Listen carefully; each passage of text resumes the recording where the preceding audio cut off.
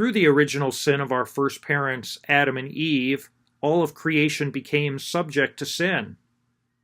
This original sin was an act that they committed, or an actual sin, one of disobedience, one of saying no to what God had given to them and willed for them.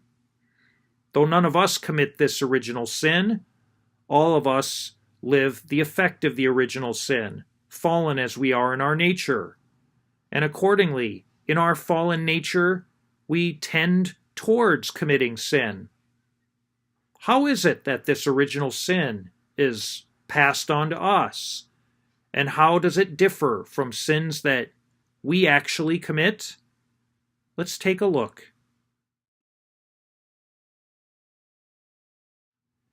In the last video, the committing of the original sin by Adam and Eve, as shown to us in Genesis chapter 3, was described, and we also heard of the first proclamation of salvation, that the offspring of the woman would crush the head of the ancient serpent.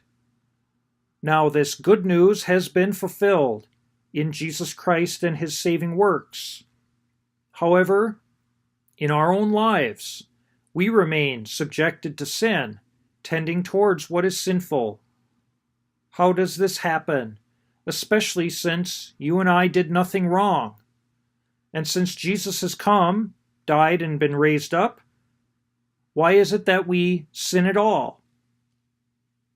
In the Catechism of the Catholic Church, in paragraphs 404 and 405, the effects of original sin are explained. And paragraph 404 begins with a key question. It says, how did the sin of Adam become the sin of all his descendants? And it goes on to say this: the whole human race is in Adam as one body of one man. By this unity of the human race, all men are implicated in Adam's sin, as all are implicated in Christ's justice. Still, the transmission of original sin is a mystery that we cannot fully understand. But we do know by revelation that Adam had received original holiness and justice not for himself alone, but for all human nature.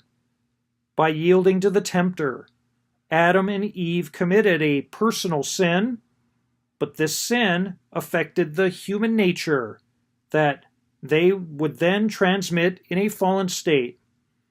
It is a sin which will be transmitted by propagation to all mankind, that is, by the transmission of a human nature deprived of original holiness and justice.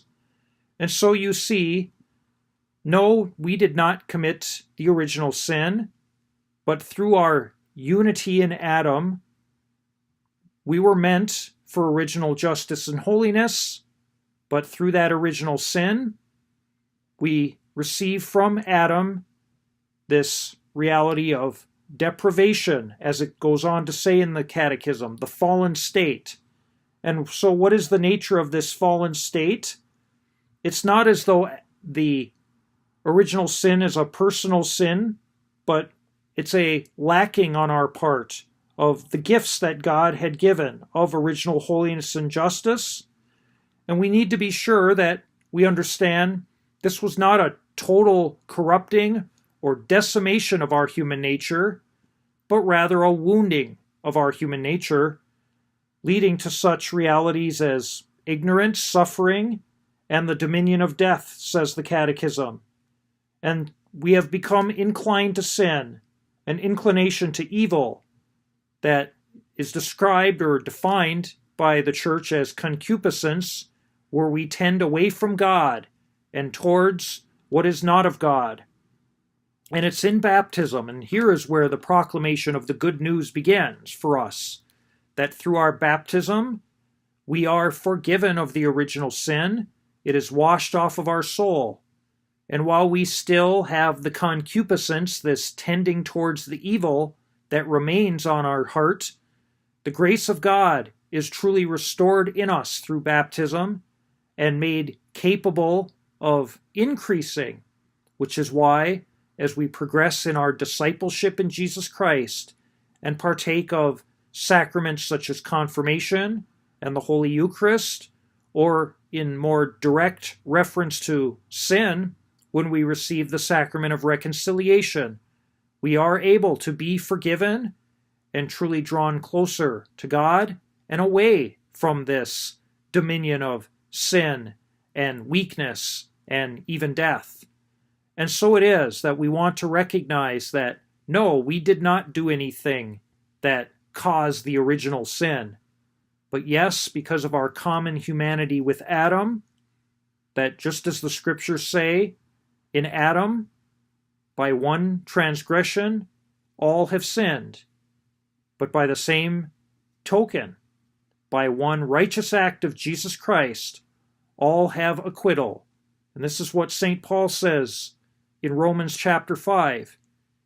And it's very beautiful how Romans chapter 5 testifies to the love of God, that when we were separated from Him, that we were His enemies, it's in this moment that Jesus Christ dies for we who are ungodly, so that we who had inherited the sin of Adam might be once more made righteous and able to live the very life that God intended for us.